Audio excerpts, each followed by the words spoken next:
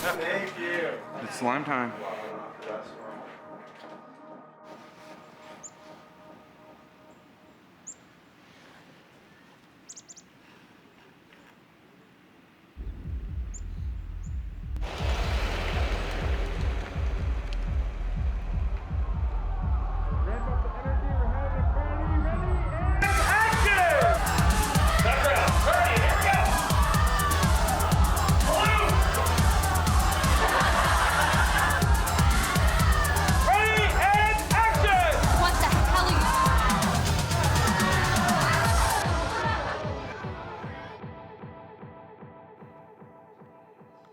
I'm in my parents' house, our family home. My parents were really nice to let me film my movie here, and we kind of destroyed it.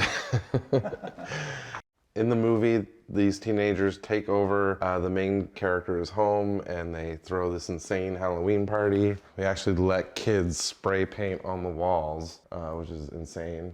It's like I basically created my mom's worst nightmare in this house, but she's been so amazing about it and supportive about it.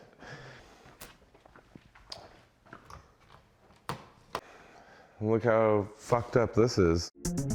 It had to have been like 10 years ago now. Some friends of mine in Los Angeles made this anthology movie called VHS. They were gearing up to do a sequel to it, and they asked me if I was interested in making a segment for it.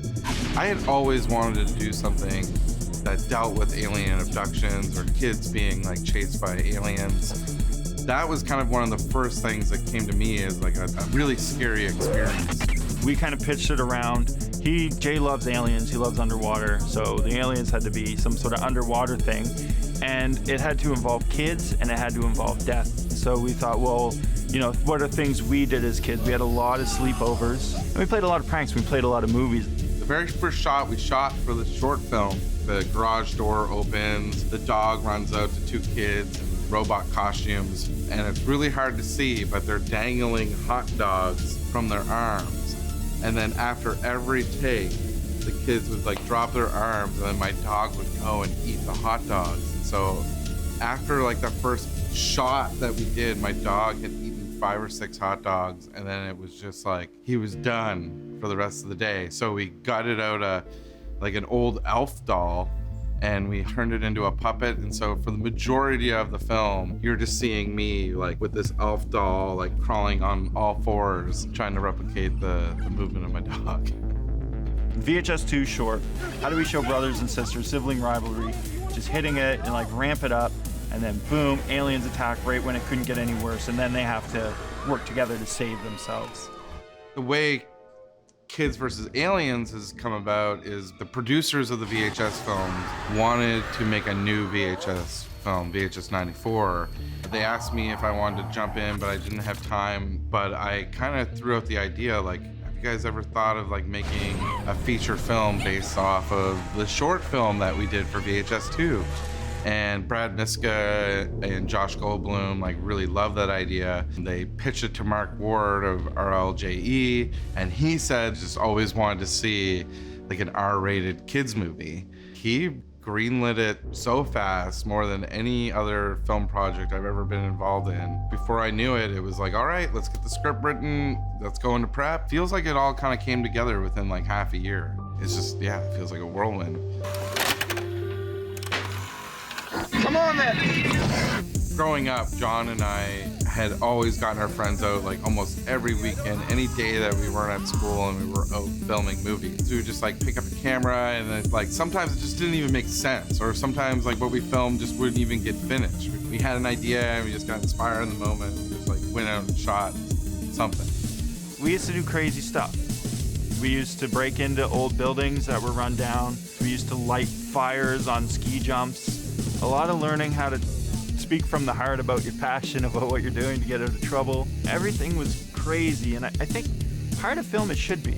You know, if you're shooting something and you're thinking, well, this is normal, anybody could shoot this, then well, you're not shooting something interesting. You need something in there that's just like, wow, we're wild, we're breaking the law, and we're very renegade growing up. Where it's a movie that is very inspired by John and I's like childhood of like making movies. You know, we're literally coming back here to some of the same places, and we're doing what we did when we were kids. 20, 30 years later, we're going back to John's house, picking him up, and we're going to make a movie again. That's pretty awesome. What are you looking at? Jesus, man, don't you realize we just killed somebody? It's the most amazing thing I've ever done in my life. It was hilarious.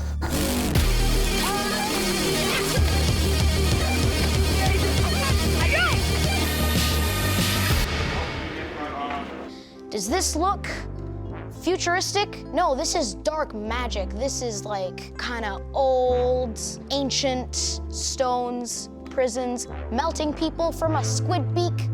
That's not in your typical space sci-fi kind of TV show. No, this is serious business, and I'm actually very happy that it turned out to be that way. I feel like Gary is very naive, impulsive, but he's also very kind-hearted. He pretends to kind of hate Sam, but at the end of the movie, you'll learn that he actually just didn't want her to leave, and he got really scared, so he just did some stuff that wasn't too smart. Something weird going on around here. Jack he's kind of the smaller kid, more of a quiet kid. With the other characters, they swear and they say words like, piss trap. asshole, Fuck you, family shit. Sucking and fucking. I just want to get fucked up and do some fucked up shit. And Jack, he only swears once. I think he does that because he's a good kid.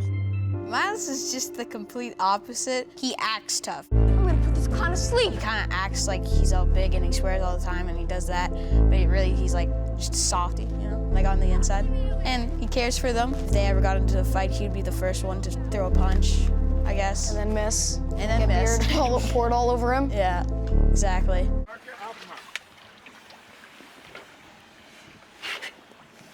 Right, here we go. Ready? And action! Yeah, go back! You can't. There's fucking aliens up there. Really, I think with like kids, I'm just casting for the person. Sometimes it gets hard to like even call them by their character names because it's like, I just feel that they bring so much of themselves into the characters. Like, I'm always encouraging them to be bad, kind of. When I bring them onto set, it's like a license to just be bad and do things you normally shouldn't do. With kids, it's just fun because you just can get into the spirit of that.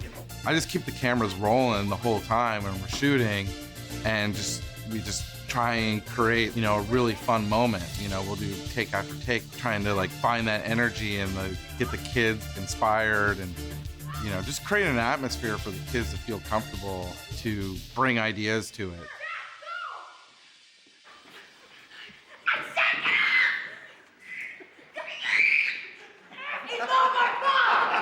Okay, reset.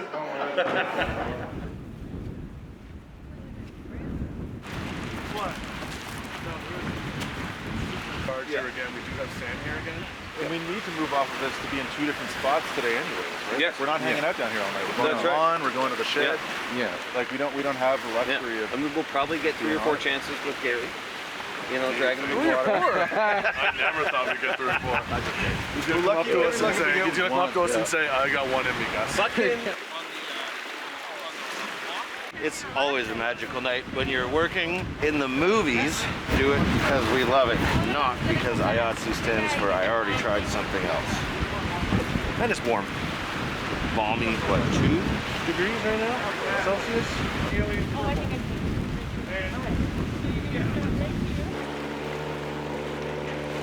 Here we go. 3, 2, 1, background, action!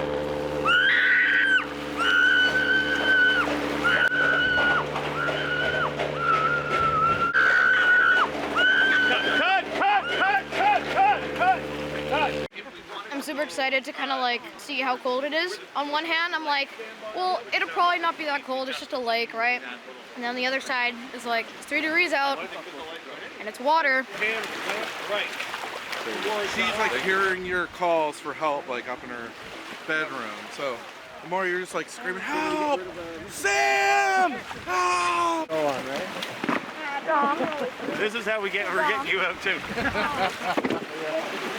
I'm not even in the water yet, and it's cold. Here we go, and background, action! No, no!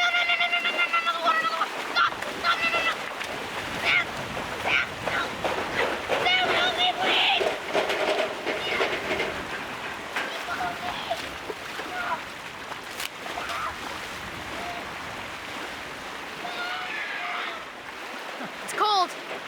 Let's do it. Here we go. But not cold enough for Dominic. You got one more in here? Sit down, okay, bud? All right.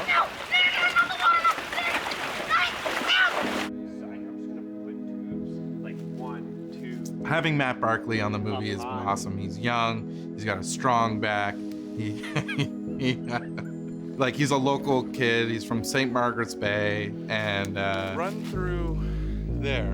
And I wanted there to be like a, this movie to have a youthful energy to it. We didn't want any cranky old people working on this movie. That's for sure. When you watch Matt like on set, he is just thriving. It's like he turns into a kid when he's filming. You just see a big smile on his face, even in the most like stressful moments.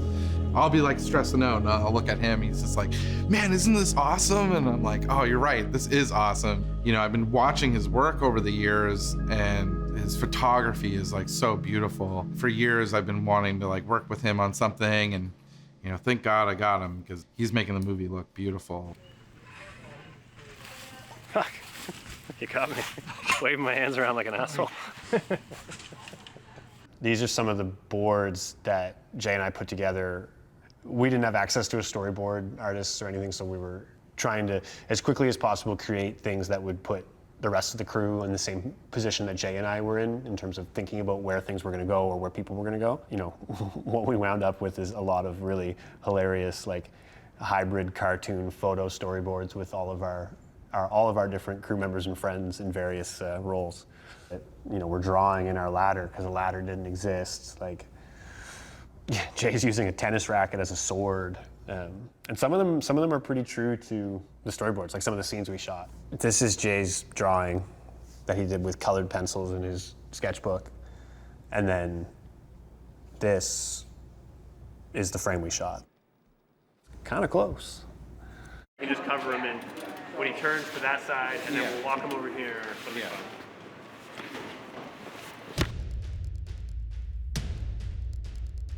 They're pretty scary. I had a warning when I first saw them. I kind of just walked onto set, and my heart just like, what is that? Like, once I realized that these things were scary was when I started running and one of them reached at me and I genuinely went like that. Like, I was like actually scared for a second. Yeah. Because I was like, oh yeah. You're not supposed to do that. You're not supposed to do that. That's not the script. Roll sound, guys. Rolling, rolling. Follow me! Follow me!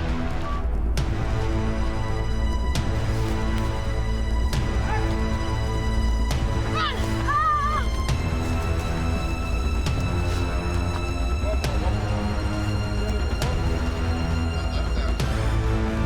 Like a movie.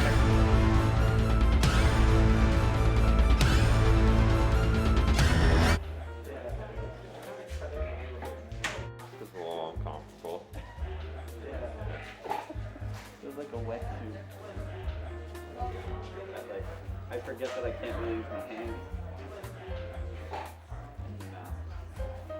No, I'm good. I brought some kind of cat and I'm getting it for Ira.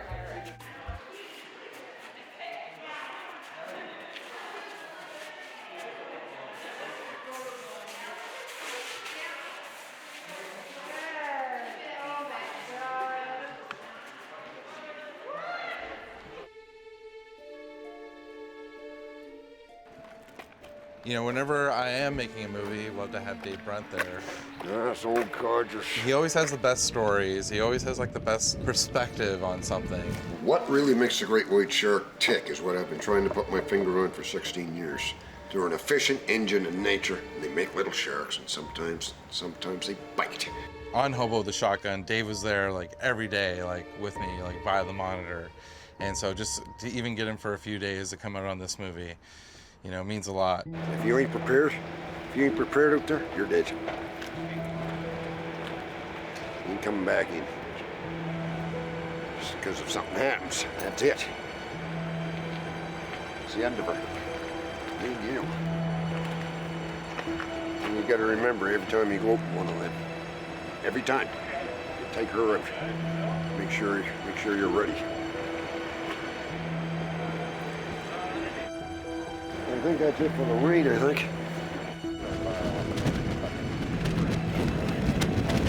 Everyone ready? It's where there's like these bullies in the movie. Our bully was the weather, it was Mother Nature. It was just like, well, the movie originally was going to take place in summer, and then it turned into the fall, and then we thought, oh, we'll embrace like the beautiful fall colors and the weather. And then we got like this record-breaking like weather movement of like weeks and weeks of rain. And it just rained like non-stop, hammering us with like weather, and we like blew all our weather cover and still had to go out and shoot like in these storms and stuff. So it'll be interesting to see how it like shows up in the movie. One thing that'll be cool you'll see is like you can see like people's breath because it's so cold. The weather this morning is absolute dog water. In a semi-literal sense. It is very, very wet outside. We came inside for lunch. Everyone was drenched. Sorry, he's just busy having his snack, his ketchup chips. Yep. Very Canadian. All right. We're rolling up the Lost World. Lost World is my favorite store in the whole world. Lost World is this local toy store in my hometown, Dartmouth, Nova Scotia. It's like walking into a toy box that's not organized at all. That place has been like a big inspiration for me. And Rick, who owns the place, is like so cool, and he knows about like everything. As much as it sort of drives me nuts at points, the disorder for some people is a bit of a drawing factor because you get to dig and kind of find something interesting. Jason has definitely shown a lot of interest in some of the off-branded or bootleg figures. When he's looking for action figures, he's looking for something to essentially fit the specific thing that wants to use the figure for. These guys here are alien figures from a Star Trek action figure line. I had my friend come over and help me paint them so that I could use them as models for when I was kind of figuring out shots for the movie. Action figures, when I was a kid, I wouldn't even know what their storyline was or what their backstory was, but I would make up my own. And some of the very first times I probably created stories and I created characters was through my action figures. So yeah, it's always in my mind when I'm designing a character. I think, oh, could this character be like a really cool action figure? So yeah, I would use this Duke figure and these aliens and then, you know, slash them around.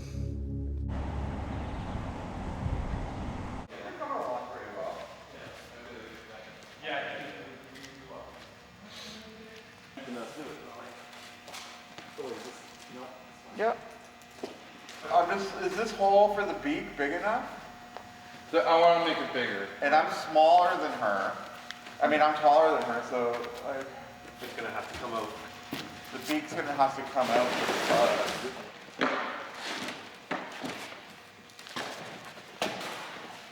We're going to have to use tungsten for the edge probably, because that's what we have that'll give us the harder hit. Right. And then that's what'll get really golden. That's what we can't change. But this orange, like what we're putting in from here, like it can go purple in a half second. Right. Things like that. I mean, maybe it's gonna look like this. I think it's gonna look so. like something like this. I think so. I know that Jay loves action figures. I know he loves He-Man especially, but I know he loves, in general, action figures. So when I'm writing on purpose, I think about these kind of things. And I think, okay, how can we have elements that Jay's really gonna like so that he just likes the script? Every toy had a slime pit. Ghostbusters had a slime pit. He-Man had a slime pit. I bet you Transformers had a slime pit too, if you really look into it. Once the idea came out, it's like, let's do a slime pit. There's like, it's so awesome. It's so awesome to have a movie where you have your own like 80s slime pit where you just stick people in and just like dump slime on their head. And mess them up, but that was just pure love for 80s toys. Jason came over when we were designing it. He brought his own slime pit over, which we really pulled a lot of reference from. We have a beak, and it slimes the kids and basically melts them down into bones, which helps power the ship, and then they get discarded, and the next kid gets lined up onto the pit. It's all about just building a character out of these set pieces. It's not just a slime pit, there's a creature inside there. And same with the ship. So we kind of built the ship to look like the alien head. And then from there, we added some rock texture, sort of like an asteroid. And then we just started pulling apart the features, adding spikes, changing the proportions, shrinking the eyes, and kind of just giving it this more randomized asteroid look. Something that really embodied a scary creature that would, for me as a kid, kind of scare the crap out of me. You got a slime problem? I can take care of it.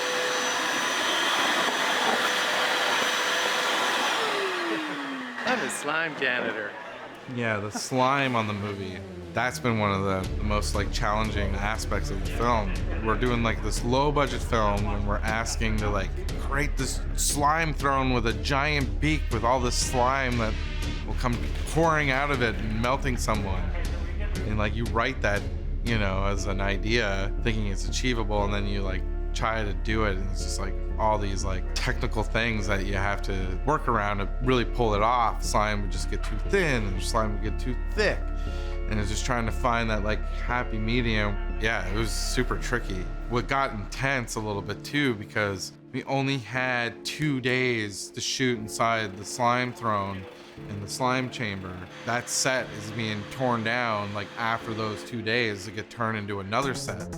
So there was all this pressure on getting it right. What you want to do is make sure you pour it evenly though.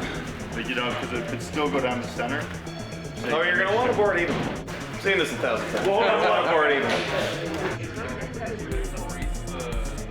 Yeah. Let's get her in and line it up, all the fucking shit. We're dousing the actress like in slime, and there's only so many costumes that you can do resets on, and the reset on it is like over an hour. Do one, we'd dump it on her, and then we'd have to go move on and shoot other stuff, and then they would reset it, and then come back, let's try it again. First couple times it didn't work, and then finally it started to work, and it looked amazing. It looked so crazy. Get slimed. Yeah.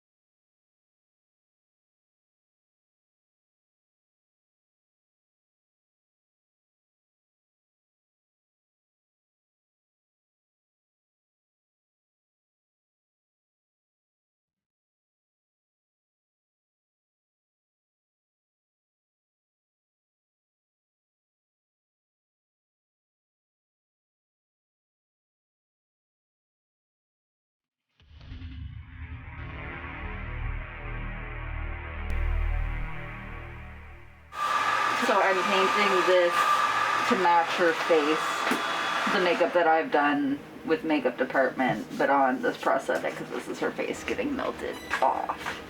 We had to bring on another actor, Lily, to play Trish when her like face is getting melted, and so they had to do like a prosthetic like over her face, this like skullish prosthetic. And I think she sat in that prosthetic for like 6 or 8 hours before we even brought her to set, and she couldn't see through it because she has like these fake eyes like over her eyes. I think I asked someone, has anyone shown Lily like what this set looks like the nightmarish sort of world she's gonna be like walking into before she performs this thing? And there was just no time to do that, so she had no idea what she's walking into. We're bringing her out, and they put her on the throne, and I could tell like she was nervous, and we were all just like checking in on her to like see if she's okay, and she's like, I'm all good, I'm ready for this. She was just getting herself like pumped up.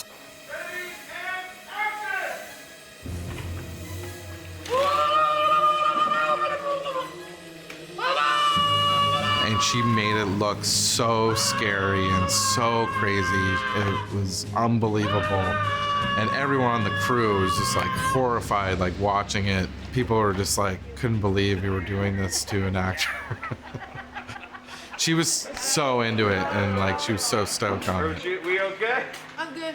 Another girl? It looked pretty crazy. Shower and then makeup. But it was weird, man. It was a weird couple days being in that slime chamber. You're there from like early morning to late at night. No chance to even step outside and see daylight. You forget that you're even on a set, and that it just feels like your life is like living in the slime chamber, and that's just life. Jesus fucking Christ. Can't take you anywhere. One of the first times I met Jason Johnson, he invited me over to his house, and he was like, hey, I got these like Barbie dolls that I buried in the backyard like 3 months ago. You want to go dig them up and see what they look like? I was like, hell yeah. You know, having Jason Johnson be able to create like the props and create, you know, the sword that, you know, Samantha finds in the movie. He is definitely like my secret weapon, and he's like, he's the treasure of Nova Scotia, if you ask me. I grew up like not really having toys. We couldn't really afford it. So I had like a mishmash of different toys from many different lines. Dinosaurs fighting army men or knights, and throwing pirates in there, and World War II, and giant robots and stuff. A lot of the things that the kids make, their costumes, is also influenced by 80s toys. The Beast Warrior, like a little bit of an inspiration of the Terror Claws from He-Man. Definitely one big inspiration for the sword was from our friend Morduk. And I've thought a lot about that sword. This sounds so ridiculous. I'm really into swords. I really like swords. I've been really into this style of comic book called Power Comics, which are these like DIY self-published comic books. And there was this one comic book called Jontar, where the character walks around with this sword that kind of fans out. That comic book was the inspiration for like how that like the blade looked on the sword. I don't know, I went pretty heavy like thinking about the mythology of this thing, but I think it's like such a funny coincidence that the sword made its way to her. Like I kind of don't believe in coincidences like that. I felt like there was more fate, and that this demon warrior who had been defeated found a way to live on, and it's through the spirit of the sword. Yeah, we should let this disperse a bit. And Phoebe, I may give it to you for the army, and that'll be for the, you'll feel the light and then you turn. It felt amazing. I loved holding the sword, and the way it was designed, it was longer at the beginning and they had to cut it down to fit my height. And so it was like made for me, and I felt so powerful holding it. It was just a really, really beautiful, beautiful prop. I feel in a movie full of comic book characters, Sam's a real person, you know? Sam's having sort of a real life issue at home where she doesn't feel her parents are there enough for her, put too much responsibility. She makes real life choices. That's how I would describe her character, I guess. Just a real person who then needs to become a comic book character in the end. When the comic fantasy side of the movie clearly slaps the movie in the face and it's all fantasy, Samantha quickly rises and becomes that superhero fantasy character that she needs to succeed in the film. She definitely goes through this journey of finding herself and realizing that to be truthful to herself will make her happier than doing things for other people. You know, it's great to put on this costume and feel like a superhero, and I got to do things, I got to do stunts that I never thought that I would be able to do, and playing a character that inherits that sort of confidence that comes with being an action hero is really special.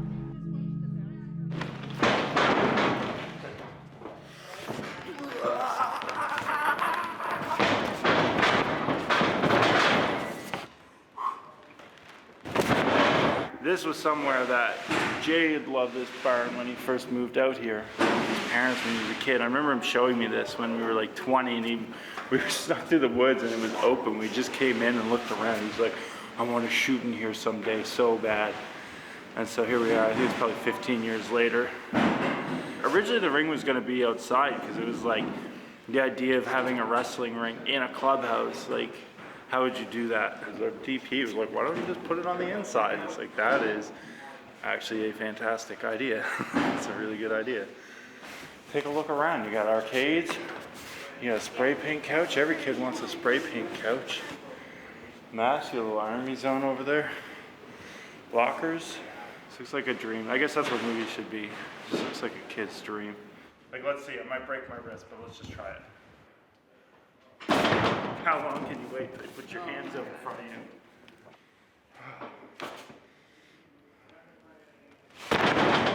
Today we were filming some nice, easy, relaxed wrestling. My finishing move is called Lazy Guy. He's really lazy, he can't come up with anything creative, so he just does this. Sits down. Very nice. And then We're gonna get you a tutoring, bud. tune in next time for part 2.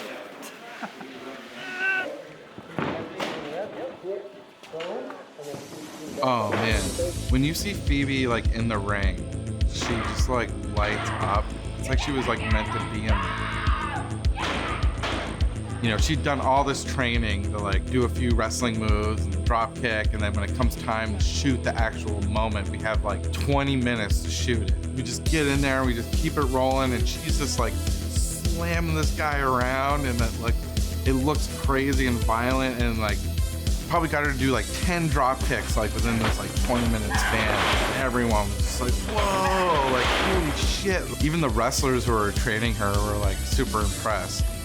I'm trying to like just get a couple more wrestling moves in it, and the wrestler who was like training her, he was like, what's if we do this scissor kick move thing where the wrestler like bounces off the rope, swings around your body, and then the wrestler ends up flipping out of it. It looks crazy. They did it like first take. Everyone on production, holy shit, like I can't believe that just happened. The AD came to me after. He was like, yeah, that was great, but we're not doing that one again. Favorite day on set so far. Oh my God.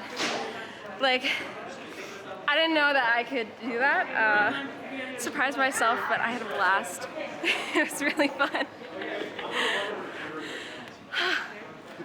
1 part water, 1 part Nesquik, 1 part corn syrup, and black food coloring. That makes alien blood. 2, 1, shot!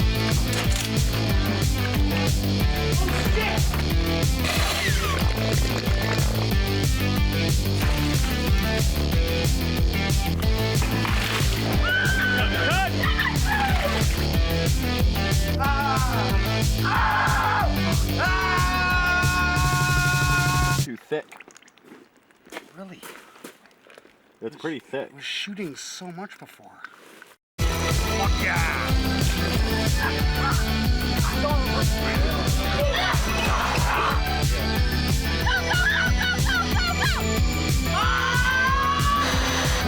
Straight away, right?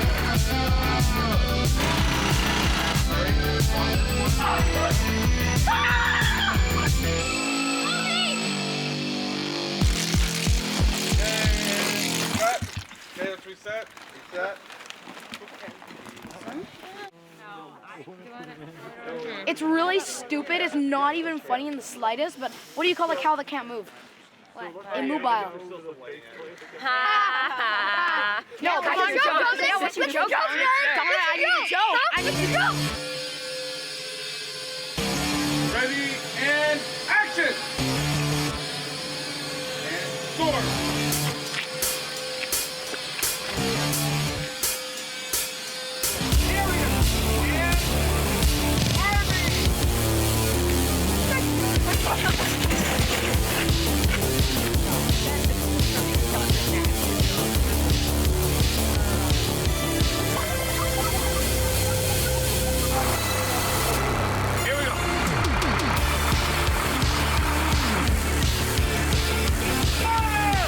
the new dance.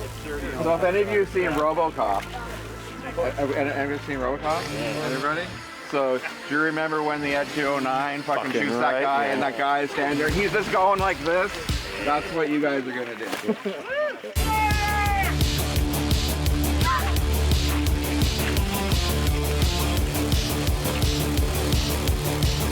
Okay.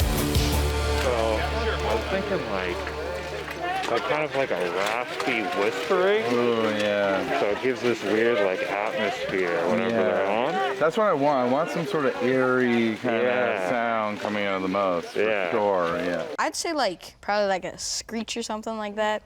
Like it'd be like, I don't know, like it'd be like, yeah, something like that. That's a good example. So I'm assuming they like groan at each other. They don't have like a proper language that we can like Well, maybe they understand. do. Maybe they have very subtle differences in how they groan and we just don't pick up on them because we're not familiar with their language. Exactly. That's true. Damn. Here we go. Ready and action.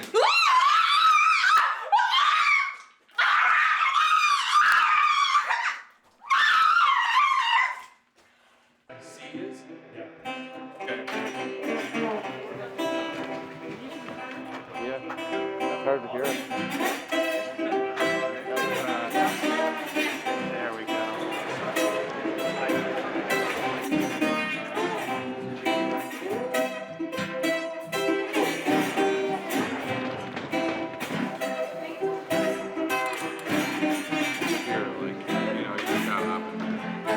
Let's go. Is that the IP?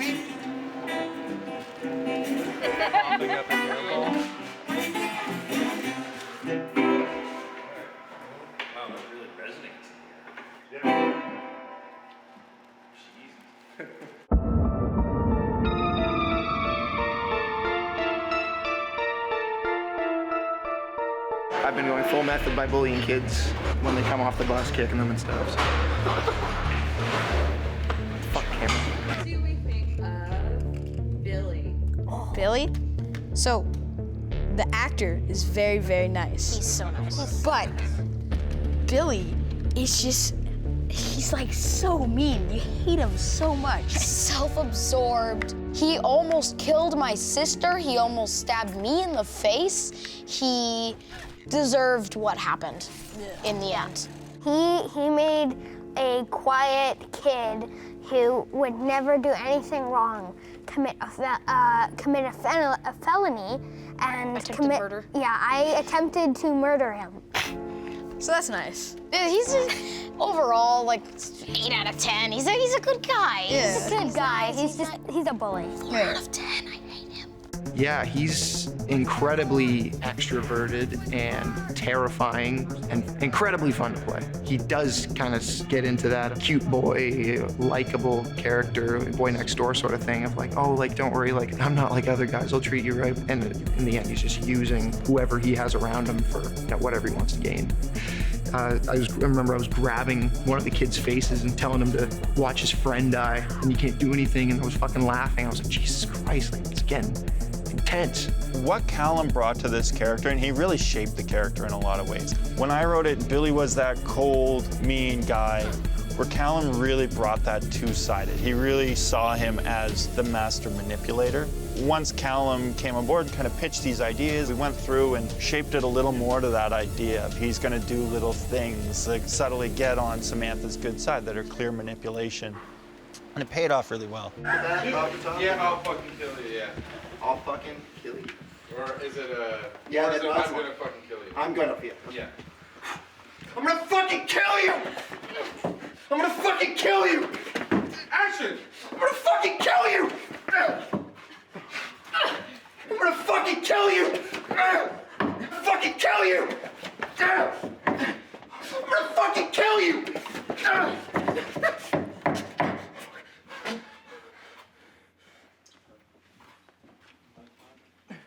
Did you get it? Reset. All right, guys, here we go.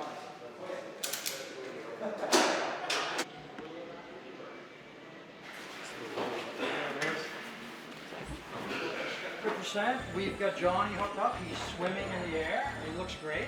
He looks like Superman. We're going to get some pictures of him. 2, 1, action.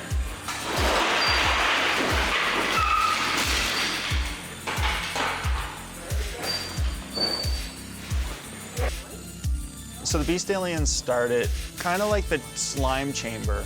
I want a big monster toy. It's like we have these aliens, but if you're looking at the toy shelf, like where's the big crazy monster thing? And it's like, well, somebody needs to turn into a beast alien. Gotta get in mode now, beast mode. Beast mode. Johnny like just becomes a character and he brings like this ferocious like energy to it. Pretty amazing to watch. I didn't have to like really tell him anything. He just like became this like beast alien character, and the energy behind it is just like way beyond what I imagined. I love it. A lot of the stuff I do for bodybuilding helped out, just like with my posture and stuff and doing certain things, and then just being able to torque my body certain ways. Being athletic and, you know, mobile really helped out with this. Like literally, if I wasn't, I would have had a hard time for sure. We're gonna do a shot of the beast alien running through this door and window. The idea is for him to explode through this thing, chasing after Billy, and it's my parents' door. So hopefully I don't like, you know, trip on it, land on a piece of glass, impales me. First shot, watch. I just jinxed myself. Fuck.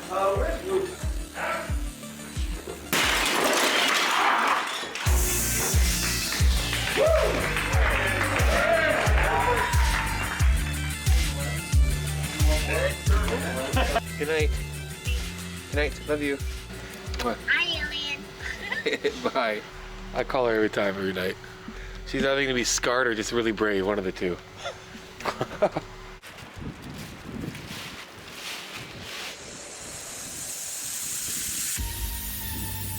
He's just like a big kid. Yeah. He has a lot of fun. Jason's like the funnest director ever. Yeah. He's awesome. Yeah.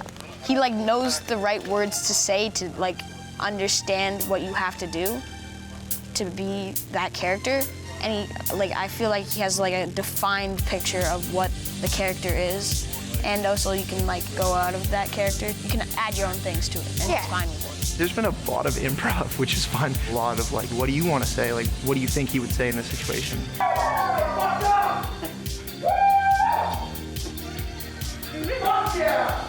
Okay, let's reset. I love how energetic the whole crew is. You know, Jason, I've found every single take, he's always yelling, and action. Ready, and action! Action! Action! And he wants to get everybody so hyped up for the scene, you know. And it's so fun to like have somebody on your side that's like rooting for you every time and just trying to keep the energy up because it's a very energetic movie. There's a lot of shit going on. I admire his passion for this project. We would go on set and whatever impulses that we were feeling, he would encourage us to explore that. And I think that as a performer, it was really, really easy to work with him. Yeah. Hey, audience, Dallas, you want to break this kid's arm? This guy loves movies. Like, this guy loves making shit. And that is a wrap on another two of our heroes.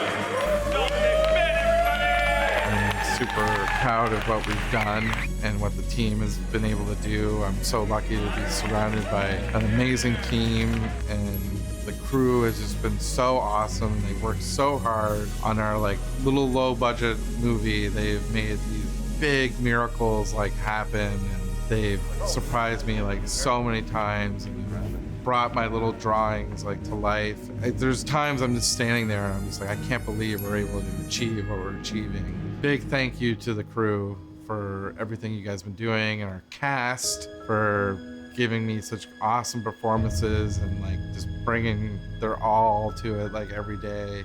You know, I'm lucky to be able to get to do this, and I'm lucky that I'm getting a chance to like make another movie.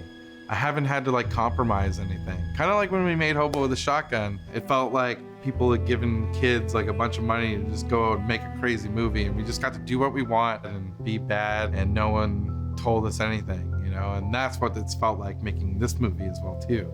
Yeah, that's hopefully what will make it special, and then who knows, maybe it'll be another 10 years before the next one, but hopefully it'll be the same kind of thing, that we'll just get to do what we want to do and, you know, bring the energy that we want to bring to it, and you know, hopefully it'll be another little crazy movie.